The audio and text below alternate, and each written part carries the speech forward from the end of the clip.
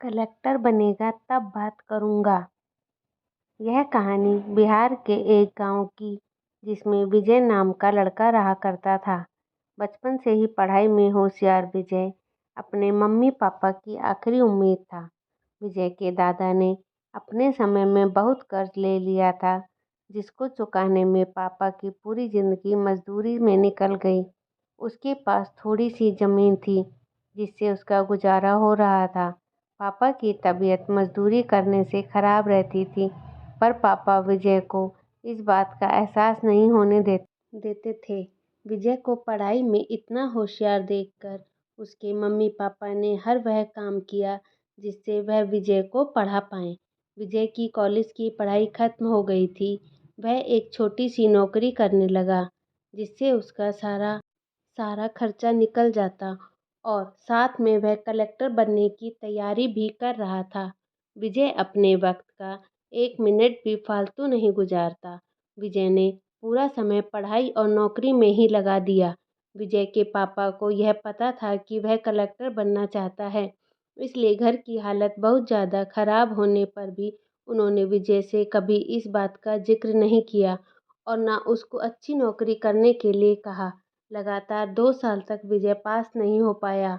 इसके बाद भी उसके पिता ने अपना घर और ज़मीन गिरवी रखकर विजय को आईएएस की कोचिंग ज्वाइन कराई और उसकी नौकरी भी छुड़वा दी और केवल पढ़ाई करने के लिए कहा।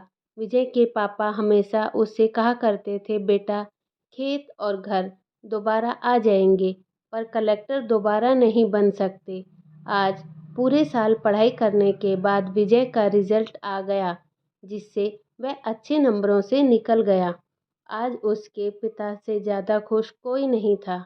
ऐसा लग रहा था जैसे विजय का सपना पूरा होने वाला है, पर भगवान को कुछ और ही मंजूर था।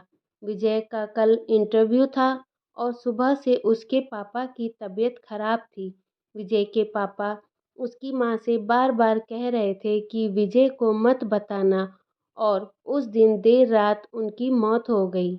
अब एक माँ जिसकी गोद में उसका पति गुजर गया और वह अपने दर्द को भुलाकर अपने बेटे की जिंदगी के बारे में सोच रही थी। माँ ने पड़ोसियों तक को इस बात का एहसास नहीं होने दिया कि उसका पति अब नहीं रहा। पूरी रात ऐसे रोई कि आवाज़ भी ना निकले, और सुबह विजय जब इंटरव्यू देने जाने लगा, तब माँ और पापा के आशीर्वाद के लिए उसने माँ को कॉल किया। माँ ने पूरी हिम्मत लगा दी अपना सच छुपाने के लिए, विजय को आशीर्वाद दिया।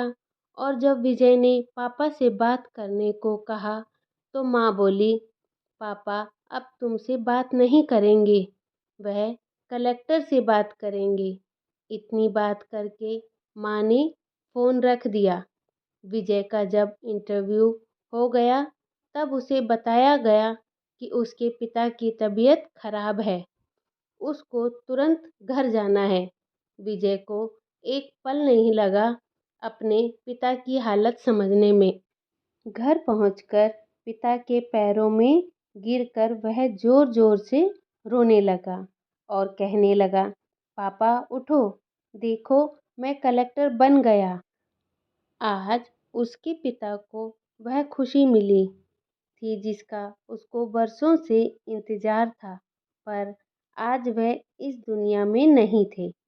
भगवान विजय के पिता की जिंदगी में सुख लिखना ही भूल गए थे। अपने पिता के कर्ज में जिंदगी भर मजदूरी करते रहे और बेटे के सपनों में फिर घर और जमीन गिरवी रखनी पड़ी। विजय विजय अपने पिता का कर्ज जिंदगी भर नहीं उतार सकता।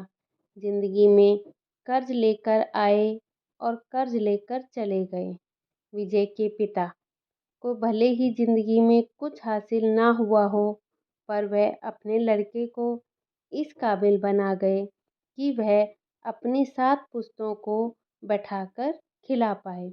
विजय की माँ ने जो उस रात किया, उसको करने का जज्बा बहुत कम लोगों में होता है।